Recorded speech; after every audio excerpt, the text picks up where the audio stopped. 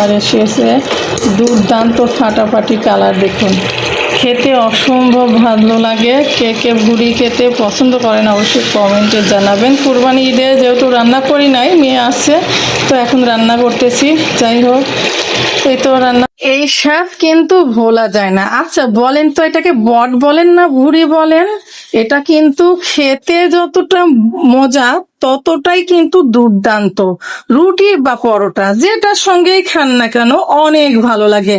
তো কেমন লাগলো বন্ধুরা কমেন্টে জানাবেন। আসসালামু আলাইকুম বন্ধুরা, কেমন আছেন? আশা করি সবাই অনেক বেশি ভালো আছেন।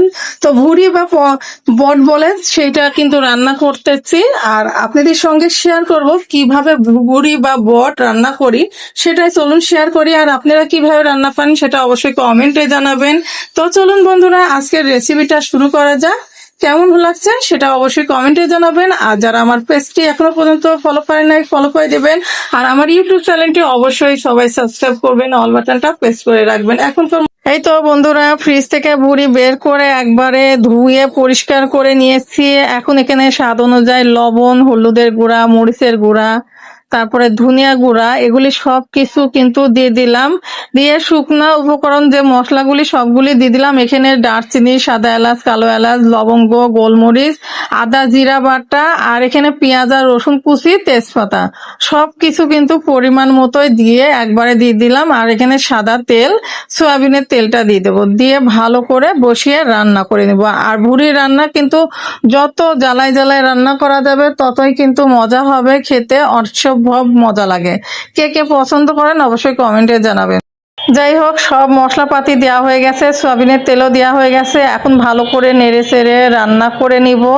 আর রান্নাটা ফুল অবশ্যই আপনাদের সঙ্গে একটু শেয়ার করব। আর এই যে দেখতে পাচ্ছেন ভুড়ির আর কোনো কিছু নাই, তো একবারে সুন্দর খালি কষিয়ে কষিয়ে রান্না করতে হবে আর পানি দিয়ে সিদ্ধ করতে হবে। সিদ্ধ হলে আর কিন্তু ভুড়ি খেতে কিন্তু অসম্ভব মজা লাগে। আর ভুড়ি যত ভাজা ভাজা ভুনা করে খাবেন ততই মজা। রুটি বা পরোটায় তো দুর্দান্ত লাগে। বন্ধুরা দেখতে থাকুন কেমন লাগছে আজকের রেসিপিটা। তো বন্ধুরা এই তো কালকে তো ভুড়ি রান্না করতে করতে রান্না করা শেষ হয়েছিল না, তো সেটা আপনাদের সঙ্গে শেয়ার করা হয়েছিল না। তো ফাইনালি এই যে ভুড়ি রান্না হচ্ছে দেখতে পাচ্ছেন। ভুড়ি কিন্তু রান্না হয়ে গেছে। আর এখন কিন্তু এভাবে জ্বালিয়ে জ্বালিয়ে রান্না করে খেলে কিন্তু দুর্দান্ত লাগবে। আর দেখতে পাচ্ছেন মাশাআল্লাহ কি সুন্দর কালার এসেছে, দুর্দান্ত ফাটাফাটি কালার। দেখুন, খেতে অসম্ভব ভালো লাগে। কে কে ভুড়ি খেতে পছন্দ করেন অবশ্যই কমেন্টে জানাবেন। কুরবানি ঈদে যেহেতু রান্না করি নাই, মেয়ে আসছে তো এখন রান্না করতেছি। যাই হোক, এই তো রান্না করলাম। আর যখন খাবো তখন আর একটু একটু ভাজা ভাজা করে নিব। আর কিন্তু রান্না হয়ে গেছে। এখন এই অবস্থায় আপনি রুটি বা পরোটায়, খিচুড়িতে, গরম ভাতে খেতে দুর্দান্ত লাগে। বন্ধুরা তো কেমন লেগেছে অবশ্যই কমেন্টে জানাবেন। যাই হোক, ভুড়ি বা বট রান্না হয়ে গেছে। এখন খুবই সুন্দর করে রান্না করে নিয়েছি। এদিকে কিন্তু রুটি বানাচ্ছিলাম, রুটি দিয়ে খেতে দুর্দান্ত লাগবে।